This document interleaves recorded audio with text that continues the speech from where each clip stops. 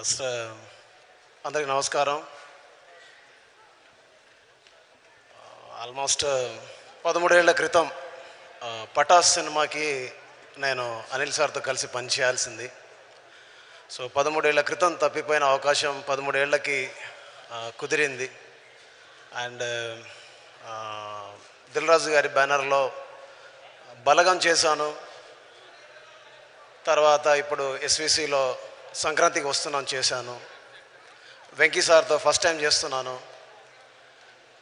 ఈ సినిమాకు సంబంధించి మాట్లాడడానికి నాకు టైం తక్కువ ఉంది కాబట్టి ఏం చెప్పలేకపోతున్నాను. కానీ ఒక చాలా అంటే చాలా పెయిన్ఫుల్ విషయాలు ఉన్నాయి, చాలా ప్రేమతో చెప్పే విషయాలు ఉన్నాయి, చాలా మీ అందరితో చెప్పి ఆనందపడే విషయాలు ఉన్నాయి. ఇందులో పాటలు రాసిన భాస్కర్ భట్ల సార్, అనంత శ్రీరామ్ గారు, రామజోగ శాస్త్రి గారు, రఘురామ్ గారు, అండ్ పాటలు పాడిన నేను ఈ సినిమాలో పాట పాడాను నాతో పాటు ప్రణవి ఆచార్య గారు. అండ్ ఒక 18 ఏళ్ళ అంటే 2 దశాబ్దాల తర్వాత నా పాట నచ్చి నా మాట నచ్చి నేను అడగగానే సార్ మీరు పాడాలనగానే నా కోసం వచ్చి ఈ సినిమా కోసం వచ్చి ఇవాళ గ్లోబ్ అంటే ప్రపంచవ్యాప్తంగా ఉన్న పాటల్లో నంబర్ 8లో అంటే 8వ పాటగా మన గోదావరి గట్టు పాట పరిగణించబడుతుంది. అలాగా ఈ దేశంలో ఉన్నటువంటి టాప్ 100 సాంగ్స్లో నంబర్ 2గా రాణిస్తుంది.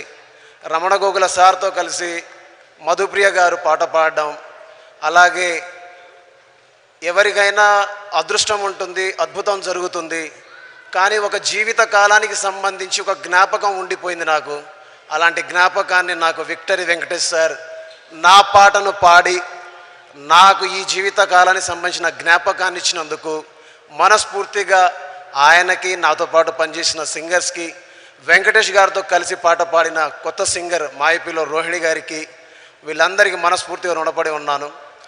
అండ్ ఈ సినిమాకు సంబంధించి వైజాగ్ నుంచి మొదలు పెడితే హైదరాబాద్ వరకు, హైదరాబాద్ నుంచి మొదలు పెడితే బాంబే వరకు, బాంబే నుంచి మొదలు పెడితే చెన్నై వరకు ఎంతోమంది టెక్నీషియన్స్ ఈ సినిమాకు బ్యాక్గ్రౌండ్ మ్యూజిక్కి పనిచేశారు.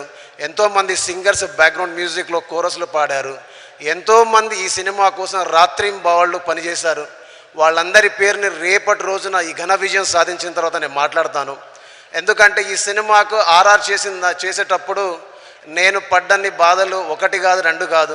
బికాస్ అపచయ మెరుగని ఒక దర్శకుడు వచ్చి బీమ్స్ను చేయాలి అన్నప్పుడు నా మీద ఎంత బరువైన బాధ్యతను ఎత్తుకున్నానో అప్పుడు నాకు తెలియలేదు. కానీ సినిమా అంతా తీసుకొచ్చి చూపించి ఇలా చేయాలి అలా చేయాలి అన్నప్పుడు మాత్రం ఎక్కడో చిన్న భయం మొదలైంది, చిన్న వణుకు మొదలైంది, చిన్న గుబులు మొదలైంది.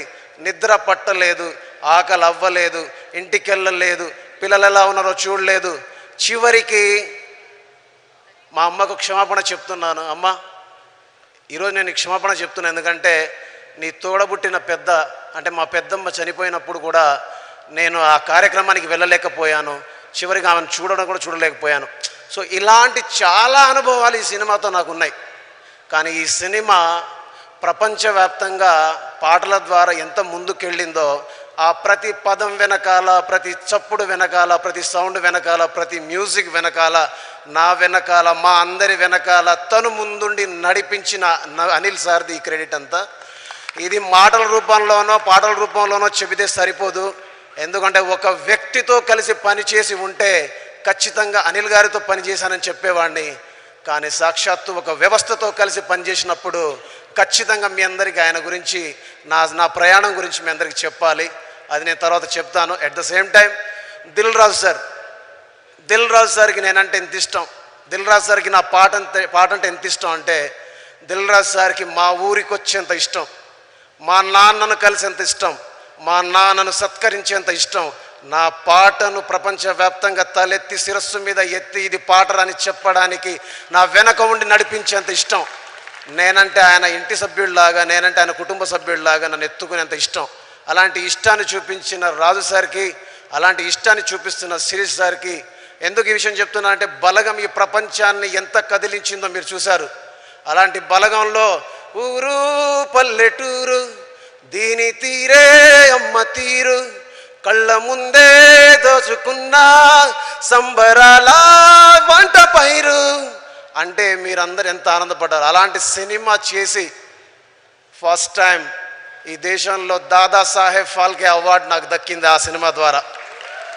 అలాంటి సినిమా ఇచ్చిన రాజు సార్ తర్వాత ఈ తెలుగు సినిమా ఇండస్ట్రీలోనే ఎన్నో ఎన్నో ఎన్నో హిట్ సినిమాలు తీసినటువంటి బ్యానర్ శ్రీ వెంకటేశ్వర క్రియేషన్స్.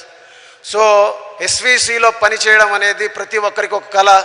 కానీ నాకు నా కళని నిజం చేసిన అనిల్ సార్కి, అలాంటి కళని నిజం అవ్వడానికి తోడ్పడినటువంటి మన హీరో, మన అందరి హీరో, మన అందరి ఆరాధ్య హీరో విక్టరీ వెంకటేష్ సార్కి, అలాగే నన్ను నా వెనకాల ఉండి నేను ఇంటికి రాకున్నా వచ్చినా నాకు సపోర్ట్ చేస్తూ నిలబడ్డ నా కుటుంబ సభ్యులకి మనస్ఫూర్తిగా ధన్యవాదాలు తెలియజేసుకుంటూ, ఒక గోదావరి గట్టు మాత్రమే కాదు, ఒక మీను మాత్రమే కాదు, ఒక పొంగల్ మాత్రమే కాదు, మీరు సినిమాలో వస్తే సినిమా అంతా మ్యూజికల్గానే చేయించారు అనిల్ సార్ నాతోటి.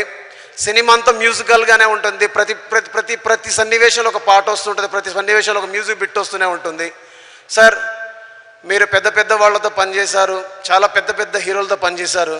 కానీ నాలాంటి చిన్నవాడిని ఎందుకు నమ్మారో, ఎలా నమ్మారో, నమ్మడానికి కారణం ఏంటో నాకు తెలియదు. కానీ మీరు ఇచ్చినటువంటి ప్రేమని, మీరు నా మీద ఉంచినటువంటి నమ్మకాన్ని నేను ఎంత నిజం చేశాననేది రేపు తెలియబోతుంది.